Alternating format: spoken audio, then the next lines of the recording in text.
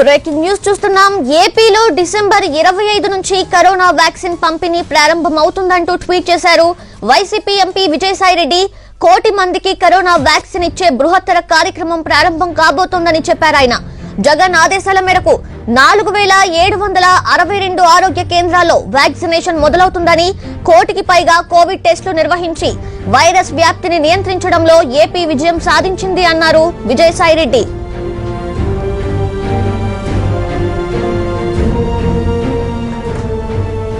ఏపీలో డిసెంబర్ 25 నుంచి corona vaccine పంపిణీ ప్రారంభమవుతుందంటూ ట్వీట్ చేశారు వైసీపీ ఎంపీ విజయసాయిరెడ్డి. 1 కోటి మందికి కరోనా వ్యాక్సిన్ ఇచ్చే బృహత్తర కార్యక్రమం ప్రారంభం కాబోతోందంటూ చెప్పారు ఆయన.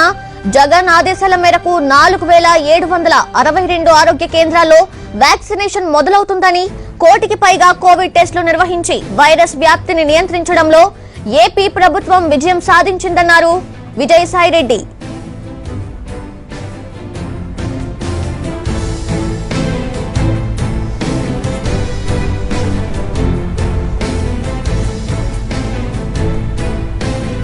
రైట్, అది విజయసాయిరెడ్డి ట్వీట్ పై ఇక మరింత సమాచారాన్ని మా ప్రతినిధి పిఎంఆర్ అడిగి తెలుసుకుందాం.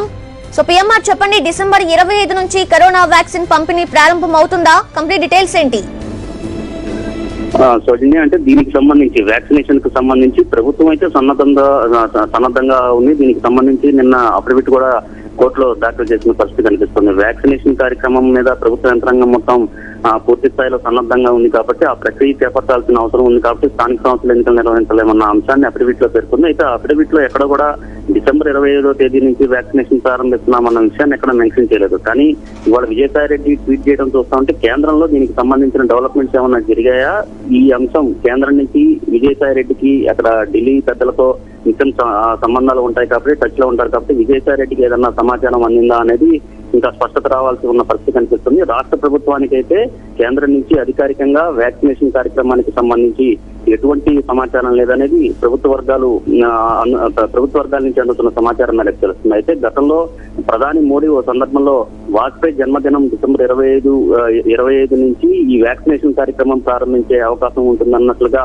మాట్లాడినట్లుగా రాష్ట్ర ప్రభుత్వ వర్గాలు చెప్తున్నారు. సో ఈ మేరకు కేంద్ర ప్రభుత్వం ఆ దిశగా ఏదన్నా వ్యాక్సినేషన్ కార్యక్రమాన్ని ప్రారంభించే దిశగా ఏమన్నా చర్యలు తీసుకుంటుందా అన్న అనుమానం ప్రభుత్వ వర్గాల్లో కూడా వ్యక్తమవుతున్న నేపథ్యంలో ఒకవేళ అంటే ఇంకా క్లారిటీ వ్యాక్సినేషన్ ఎప్పటి నుంచి ప్రారంభిస్తారన్న అంశానికి సంబంధించి క్లారిటీ లేకున్నప్పటికీ కేంద్రం గతంలో ప్రధాని చేసిన ప్రకటన, ఇప్పుడు విజయసాయిరెడ్డి చేసిన ట్వీట్ ఇవన్నీ చూస్తా ఉంటే ఏదన్నా కేంద్రం ఆ దిశగా అడుగులు వేస్తుందా అన్న ఒక అయితే రాష్ట్ర ప్రభుత్వ వైద్యారోగ్య వర్గాల్లో జరుగుతుంది. అయితే కేంద్రం నుంచి వ్యాక్సినేషన్ కార్యక్రమానికి సంబంధించిన అధికారిక ఉత్తర్వులు కావచ్చు, అధికారికంగా రావాల్సిన గైడ్ లైన్స్ కావచ్చు, ఇప్పటి వరకు రాష్ట్ర ప్రభుత్వానికి అందలేదని రాష్ట్ర ప్రభుత్వ వర్గాలు, వైద్యారోగ్య శాఖ వర్గాలు చాలా స్పష్టంగా చెప్తున్నాయి. సౌజన్య, రైట్, అంటే పిఎంఆర్ ఇప్పుడు కరోనా వ్యాక్సిన్ ఇవ్వడం కనుక మొదలు పెడితే మొదట ఎవరికి ఇవ్వాలి, ఆ ఆర్డర్ అనేది ఎలా ఉంటుంది అనే దానికి సంబంధించి ఏమైనా ఏర్పాట్లు చేశారా?